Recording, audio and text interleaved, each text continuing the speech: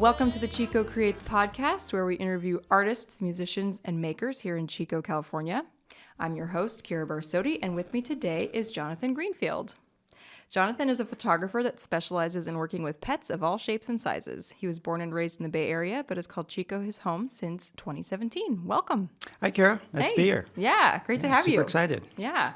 So tell us a little bit about yourself beyond the bio. Well, like you said, I'm from the Bay Area originally. Grew up in Santa Clara. Spent a lot of time in like Sunnyvale, Cupertino, San Jose area. So that's really like the heart of the Silicon Valley. Yeah.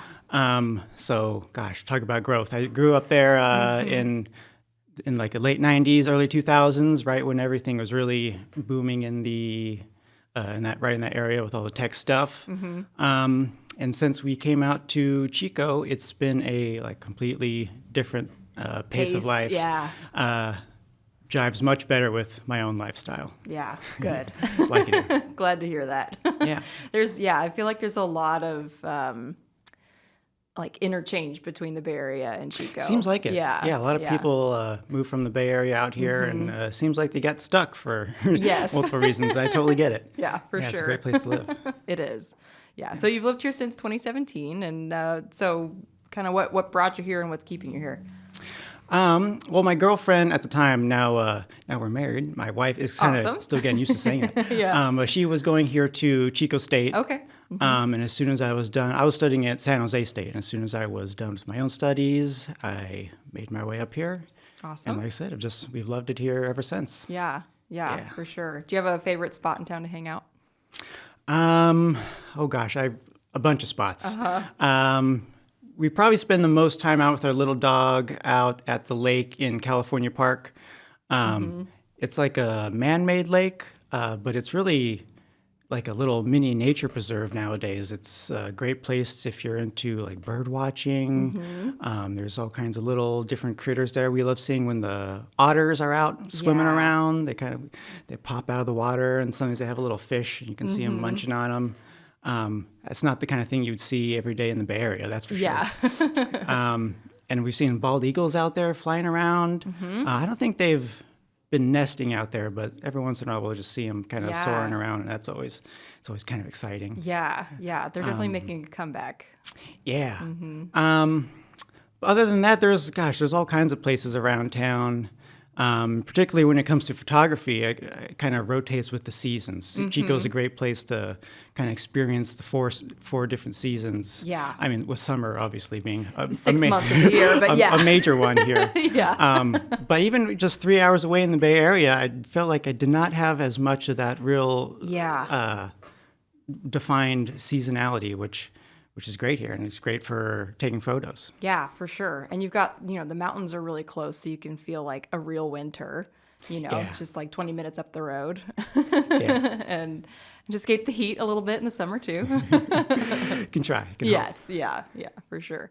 Yeah, I lived in Santa Cruz for 5 years with my husband, and so nice area. Yeah, it is nice, but it gets boring with the weather. So it is really nice to have the changing seasons. And so like in the fall, I really love the stretch of lower Bidwell, kind of from all the roundabouts going down to like 99. That whole stretch of lower Bidwell, when you walk along the river there, and all the trees are kind of reaching out over the water. Yeah, it's gorgeous. Yeah, in the fall, it all turns the nice fall colors. And we're kind of coming out of this season now, but in Upper Park in like late winter, early spring, that's real beautiful. The little wildflowers start popping up. Yeah. You got to enjoy it quick. Yes, yeah. Because then it starts heating up. For sure. Yeah. Yeah. But it's even a summer, short season. Yeah, that's for sure. And also in the winter, there's like you have not the cherry blossoms, but the almond blossoms. Yeah. Some kind of blossoms that it's always like in February, late February, early March. Yep. And it always just happens for like 1 or 2 weeks where it's at like that at the peak blossom, and that's always sort of a real wonderful time for photos, obviously. Yeah, for sure. Yeah. So tell me about your background in photography. How'd you get started in that? Photography was never a very big passion of mine, actually, kind of growing up. It was more of a passing hobby. My dad was more into taking photos of like our family doing, different get-togethers and vacations, and he was always running around with the camera, taking, more photos than we had patience for. Yeah.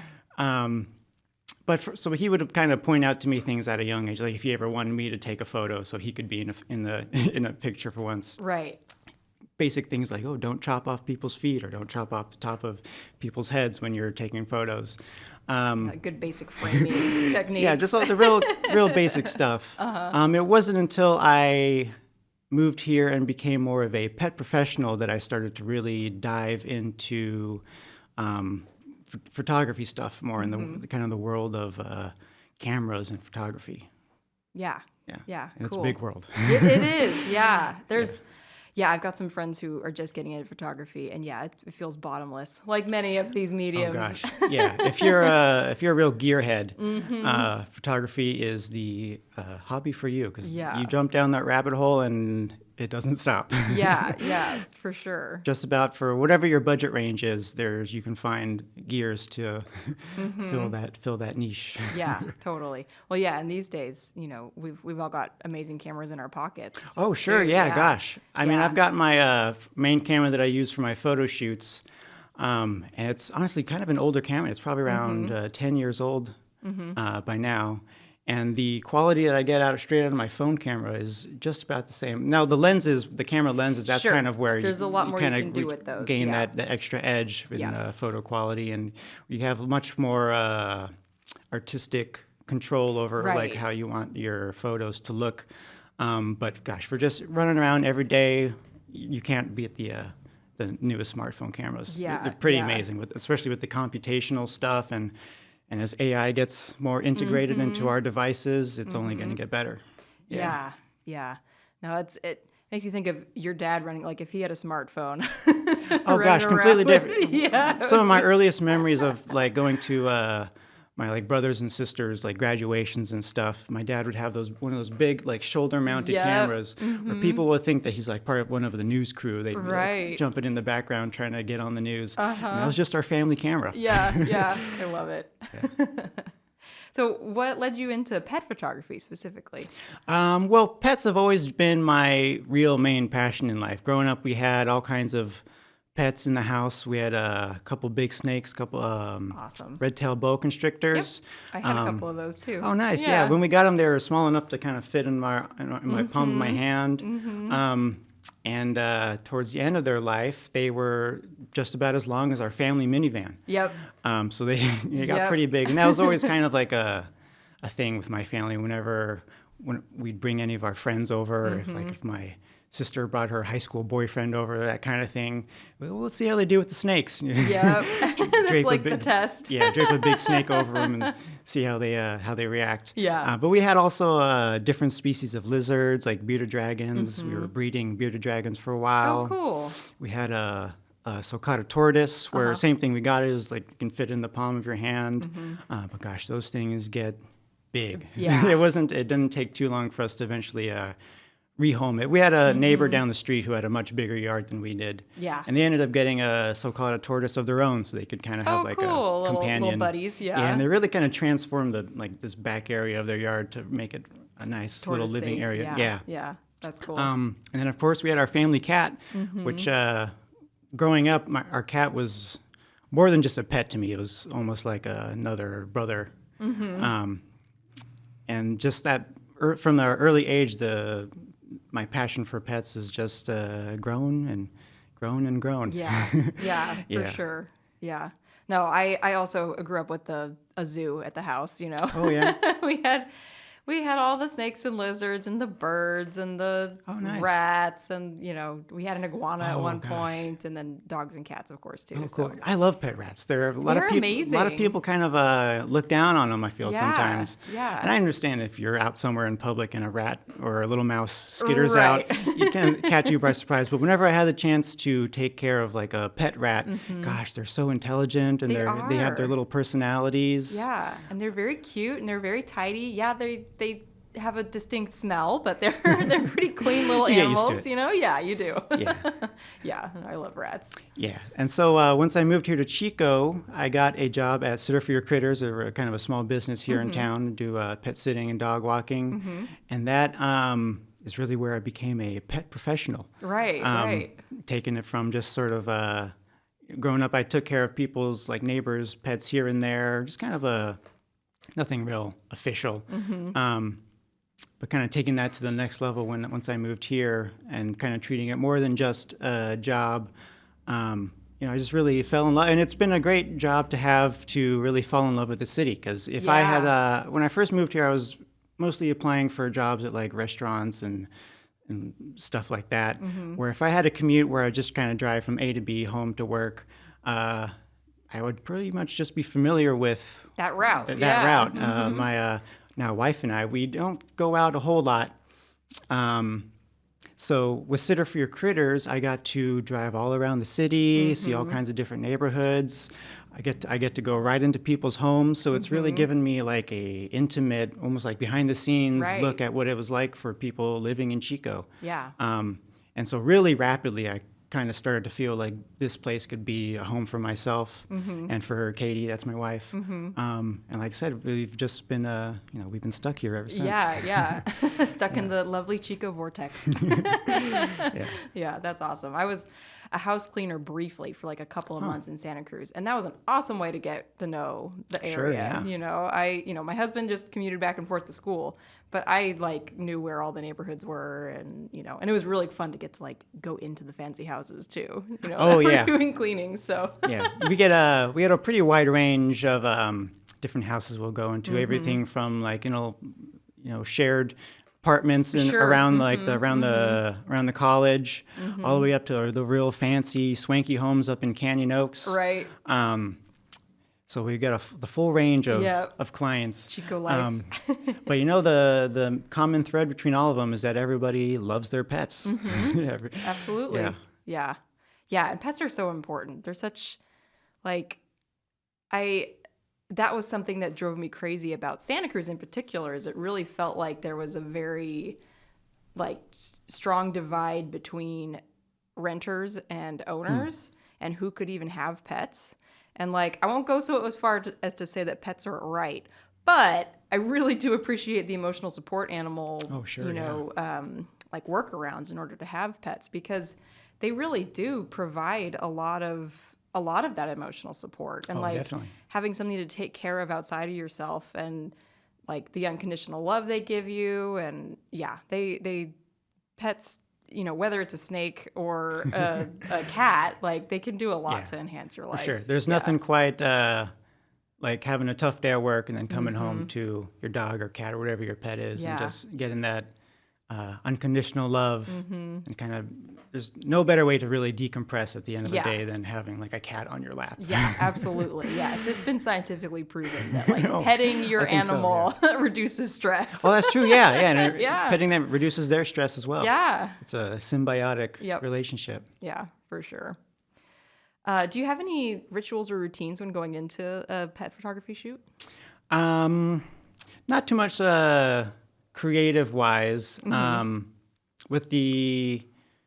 With my pet sitting, I was really able to kind of practice a lot with, because part of my pet sitting visits is I would take photos of people's pets and send them off, and people always love seeing photos of their pets. Yeah. It's an easy subject. Yeah. But just taking more and more photos, that really gave me the sort of time and space to practice and kind of experiment with different things.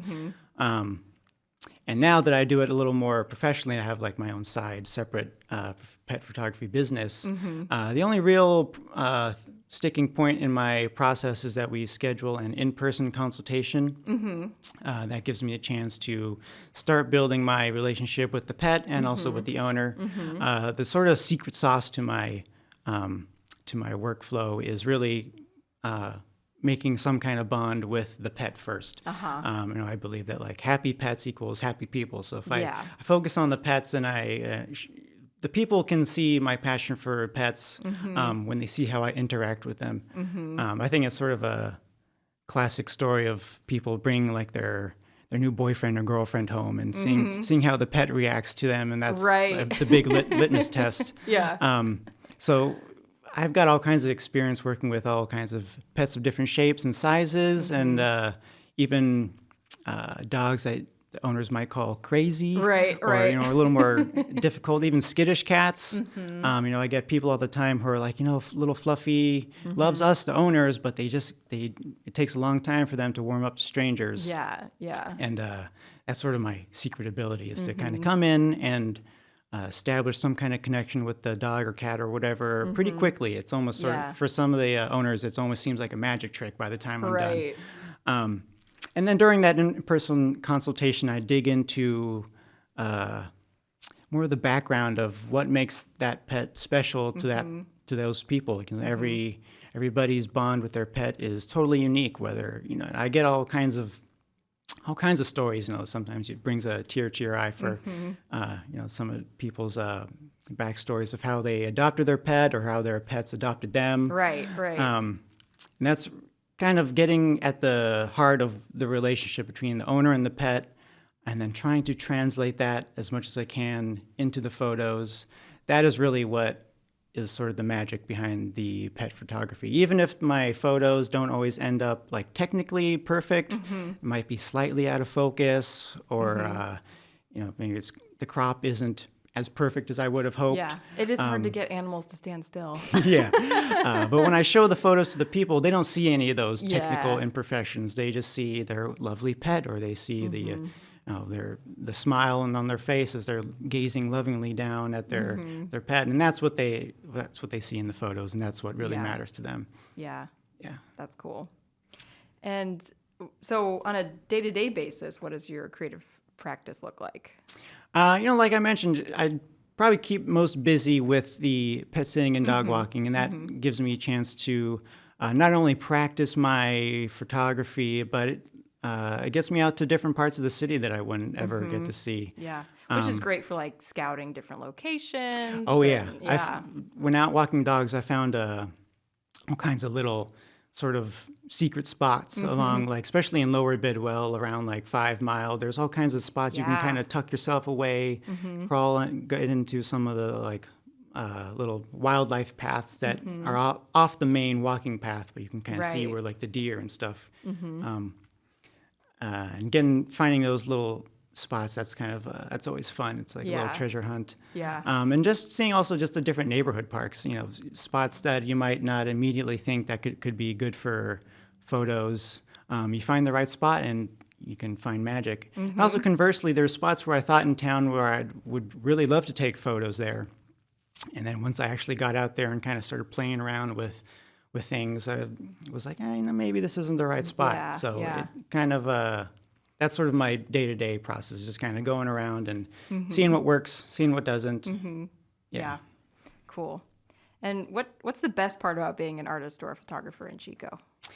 Well, particularly for being a pet photographer, it's like I said, seeing how people react to the photos.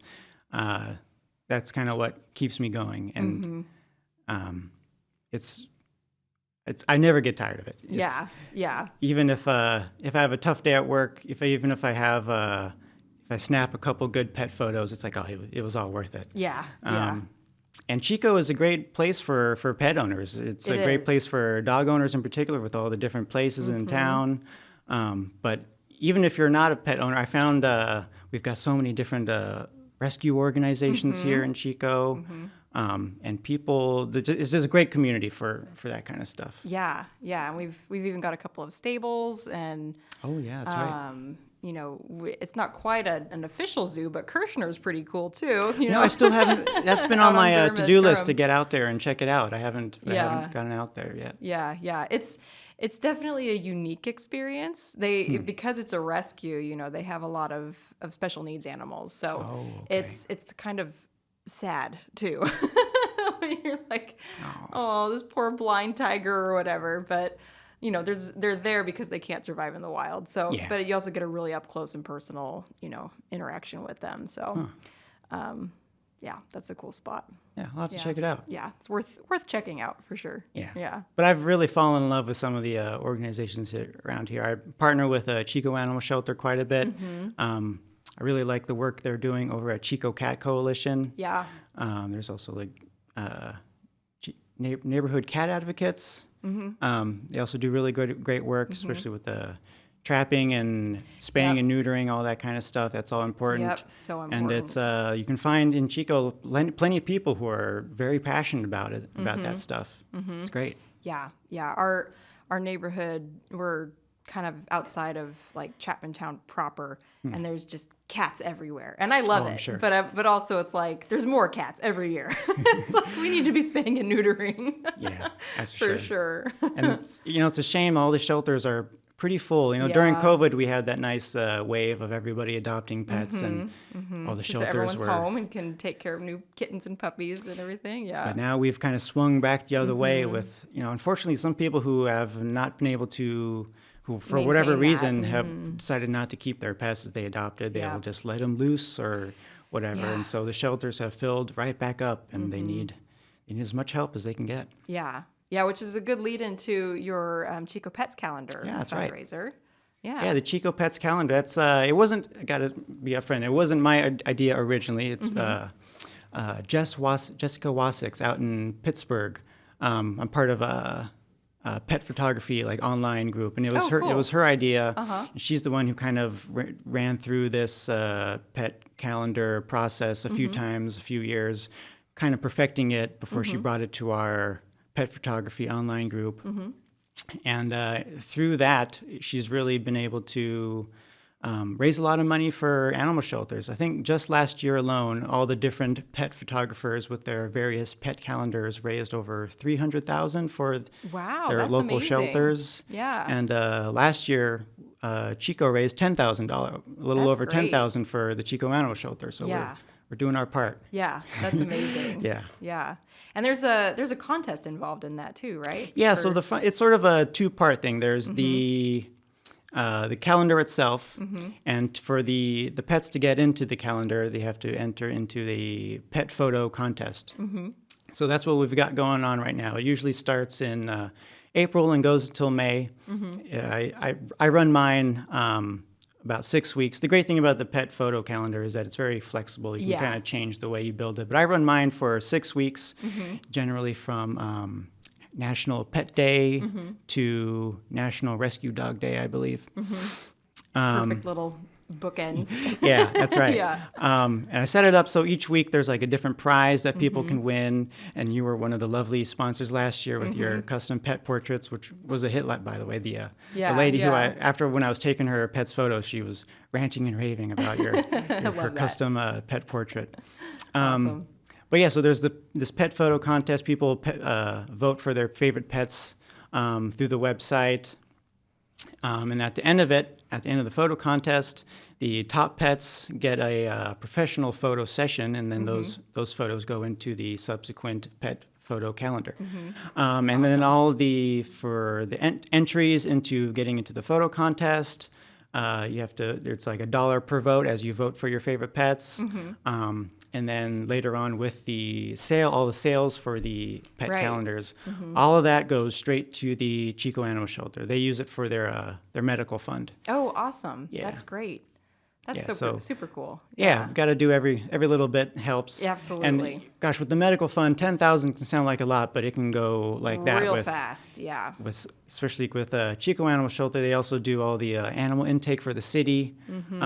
So gosh, it only takes one dog to get hit by a car, right? Or need surgeries and all kinds of things. And it's a big money sink, money hole. Yeah, for sure. But I'm glad to help, And all the people that I've met at the shelter are super wonderful, super nice.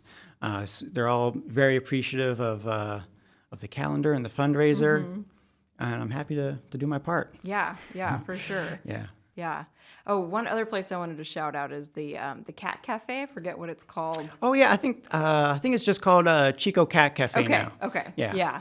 Yeah. I haven't been, but my sister-in-law works at Golden Hour Tattoo, which is like right next door, so she sees Okay. the cats in the windows. And Oh, yeah. yeah, I haven't. Yeah, like I said, I haven't been, but Yeah, I my know wife- they work with a shelter. Nice. Yeah. Yeah, my wife and I, we spent some time there checking Oh, it out. cool. Yeah. Yeah, they've got it set up real nice in there, and if you're into cats, that's Yes, that's a good place that's the to place to go. visit. Yeah, Yeah. it's real. And like all the cats are adoptable there, I think. Yeah, Yeah. and it's yeah. all the cats are up for adoption. Yeah. And they've got it set up real cute in there. It's real comfortable, especially if you Nice. have kids. It's a great place to spend an afternoon, that kind of Yeah. thing. Yeah. If you're, like I said, if you have like kids and you want to look for an adoptable pet, that's a great place to go. Yeah, because there's a lot of like interaction, with the Yeah. cats. So you can It's a kinda- little bit harder than, say, like going to the Chico Animal Shelter. I think they have some more open hours now, but for a while, it was like post-COVID. It was- but yeah, it was a lot of appointment only kind of Right. thing. But yeah, Chico Cat Cafe is it's wonderful. yeah, great little spot for sure. Yeah. So where can people find you?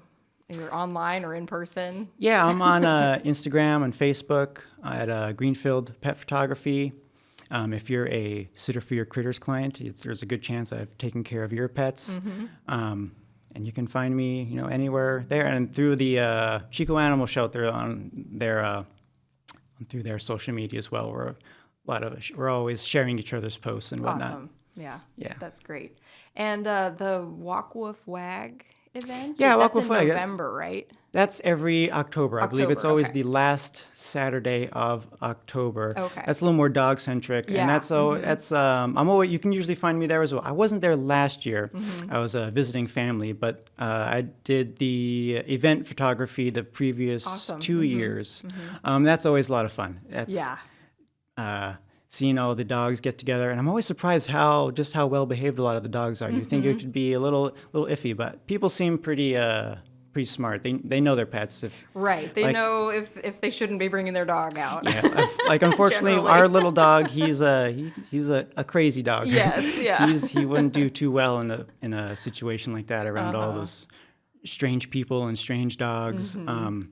But Walk with Flag is a lot of fun. My favorite part is always the doggy costume contest. Oh, fun. Yeah. Yeah. And yeah, there's also the art doula puts on a puppy pageant in town a couple really? times a year. Okay. Yeah.